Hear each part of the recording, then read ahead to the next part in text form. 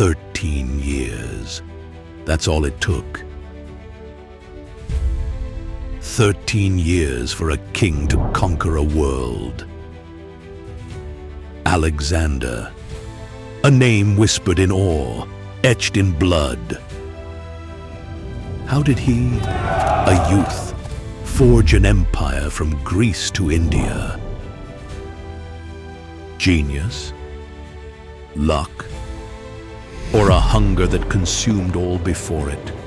We'll trace his battles, unravel his strategies, and confront the shadows that lurk behind his legendary victories. What were the true costs of his conquests? What secrets remain buried? This is the story of Alexander the Great, a story of power, ambition, and a legacy that still echoes through time.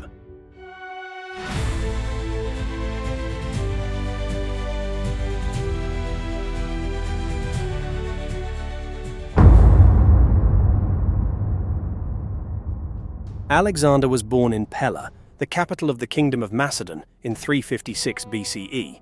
His father, King Philip II, was a skilled military leader and politician who had unified the Greek city-states under Macedonian hegemony.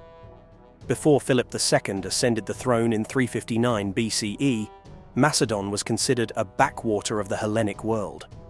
However, through shrewd diplomacy and military reforms, Philip II transformed Macedon into the dominant power in the central Mediterranean.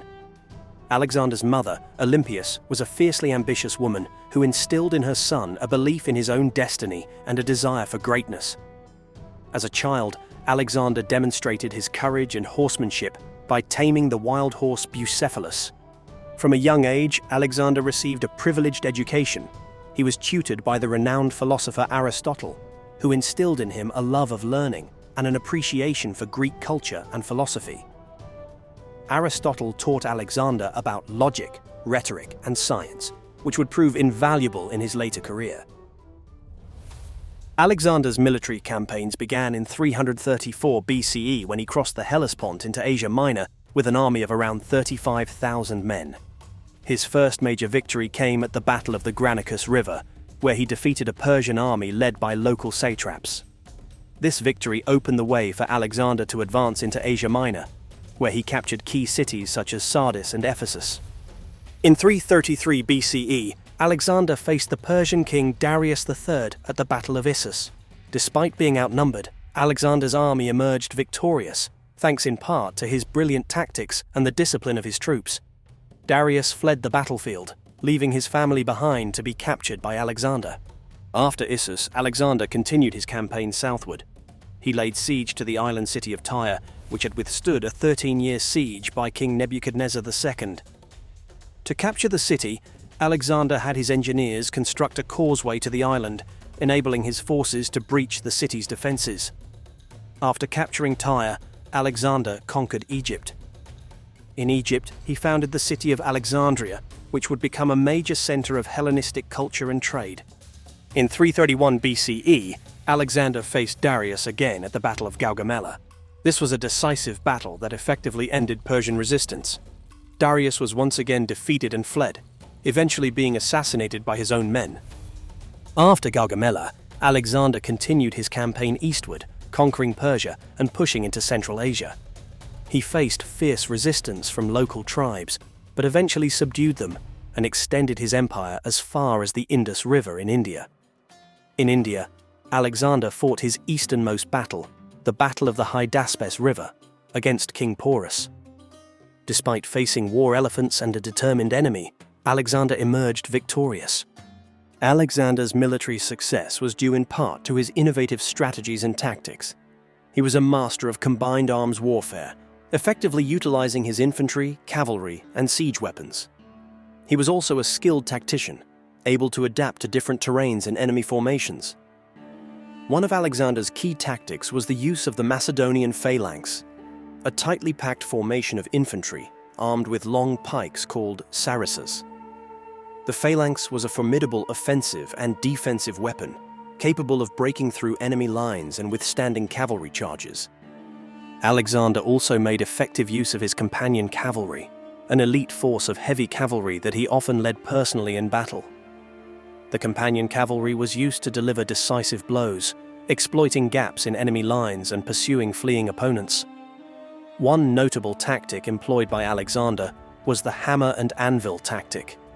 This involved using the phalanx as the anvil to pin down the enemy, while the Companion Cavalry acted as the hammer to strike a decisive blow. Alexander's adaptability in warfare was also crucial to his success. When faced with opponents who used unfamiliar fighting techniques, such as in Central Asia and India, he adjusted his tactics accordingly.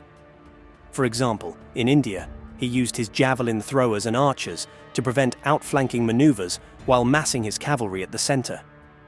In addition to his tactical skills, Alexander was also a master of strategy. He carefully planned his campaigns, taking into account factors such as terrain, logistics, and the political landscape of the regions he conquered. He also understood the importance of maintaining morale among his troops and inspiring them to fight for him. Alexander was also adept at what is now considered information warfare. He crafted narratives for different audiences, such as presenting himself as a liberator to the people he conquered and a divine figure to the Egyptians. He also used deception tactics, such as a false retreat at the Battle of Gaugamela, to confuse and outmaneuver his enemies. Alexander's conquests had a profound impact on the ancient world. He spread Greek culture and language throughout his empire, leading to the Hellenistic period, a time of significant cultural exchange and intellectual flourishing. He also founded numerous cities, including Alexandria in Egypt, which became major centers of trade and learning. These cities played a crucial role in disseminating Greek language and culture throughout Alexander's empire.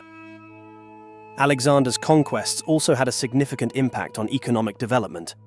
His campaigns led to the expansion of trade networks, connecting the Mediterranean world with the East. This resulted in increased trade and the creation of new markets, contributing to economic growth in the regions he conquered.